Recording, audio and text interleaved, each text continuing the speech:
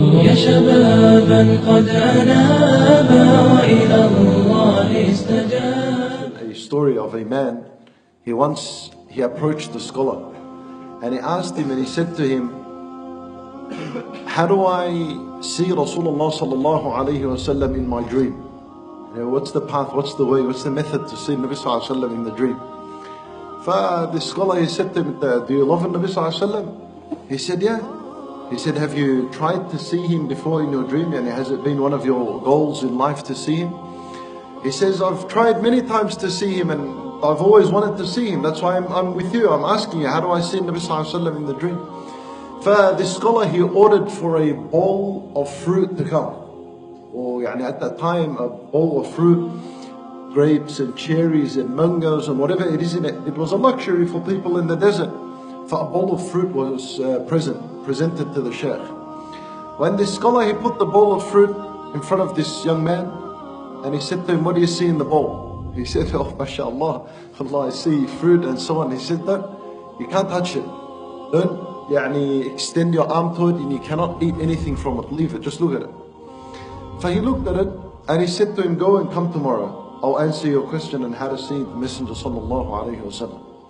This man, he goes home and he comes back the next day and he says to him, what did you see in your dream? He says, well, I saw mangoes and cherries and I saw grapes and I was swimming in grapes. So he says to him, you see, when you love something, you will see it. So he says to him, really, you haven't reached that real love for the Prophet sallallahu alaihi wasallam to see him. For if you really loved him, and he was inside that you cannot wait to see him sallallahu alaihi wasallam in the paradise. You cannot wait to lay your hand on him sallallahu alaihi wasallam. You cannot wait to hug him. You cannot wait to speak to him. If you're not feeling like this about Rasulullah sallallahu alaihi wasallam, you won't see him in any dream. Awake or asleep, you won't see him sallallahu alayhi wa sallam. This is why I ask you the question, my brothers and sisters, wallahi, everyone be honest to yourself. How much of the seerah of Rasulullah sallallahu alayhi wa sallam do you know? It's a real question. Ask yourself, how much do you know of him sallallahu alayhi wa sallam in the first year of messengership? When Allah gave him the Quran, that episode there in Ghar Hira, what happened? Where did he go? Where did he end up? What did Khadija radiallahu anha say to him?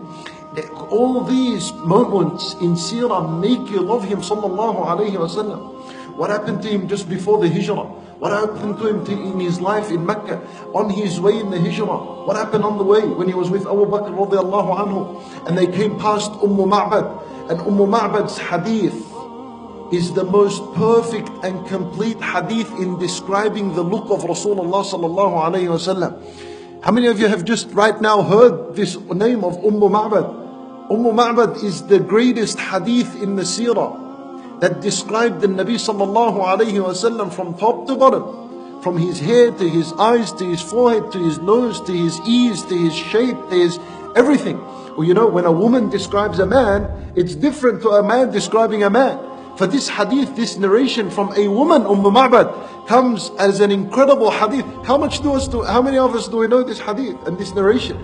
For I say to you, my brothers, wallah, studying the seerah, immersing yourself into the seerah would actually bring upon that love of Rasulullah sallallahu alayhi wa sallam in your life.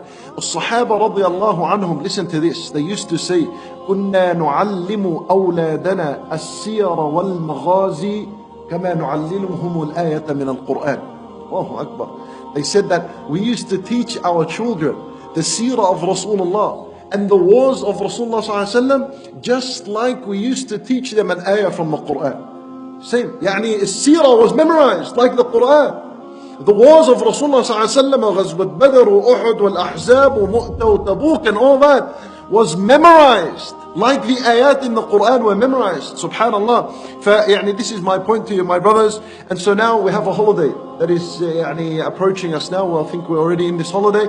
Make the most of it, my brothers and sisters, that you learn the seerah of Rasulullah sallallahu alaihi wasallam and you give it that same importance you give to the Quran. Teach it to your children.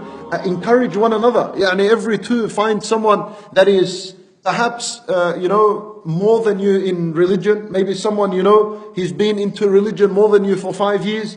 This person is treasure for you. Hold on to him and read with him some Quran, memorize with him some Quran, read the seerah together. Alhamdulillah, many authentic books have been written on the seerah. Grab a copy and start reading every two. The people of the paradise, they enter the paradise in groups.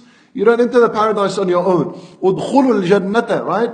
The people enter the paradise in groups. Why?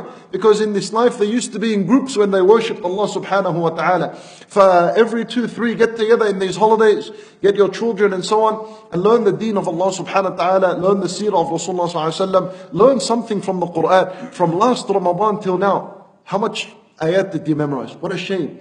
Not even an ayah, not even 2 ayat. This is a really, al-Muslim, the true Muslim needs to have something of the Quran and the Sunnah of Rasulullah sallallahu alaihi wasallam in his life. Embrace it all so that Allah Azza wa Jalla rewards you according to how much you embraced of it. شبابا قد أنابا وإلى الله استجابا إن من يرجو الثواب لا يبالي بالصعاب.